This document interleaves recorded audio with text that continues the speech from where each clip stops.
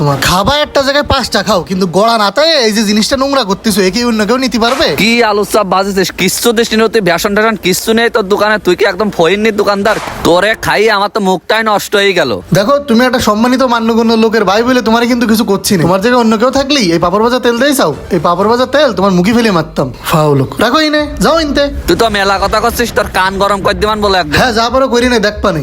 তোমরা তো পারো খালি এরকম গরিবের সাথে এসে মস্তানি করতে।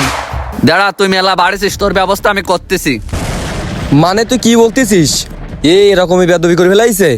তুই আমার আগের তো বলবি না ভাই, তোরে আমি না জেনে চড় মারি ফেললাম। ভাই, আপনার নীতি দেখে আমি অবাক হয়ে গেলাম। মানে অপরাধ সে করলো, মাইরটা আবার আমি খালাম। আপনি কথা শুনলেন না, বুঝলেন না, আগের তো এসে আমার গায়ের তুললেন। ভাই, আপনি এসব ফকিনের কথা বিশ্বাস করছেন? দা মিথ্যে কথা কথা, একটাও সত্যি কথা না। ও স্যামলাটা মিছে কথা কচ্ছে তাই না? পেঁয়াজি কত বছর খাইছিস না তুই? ভাই, আপনি এসব ফকিনের কথা আমারে মারলেন। সেই ছোটবেলা থেকে তুই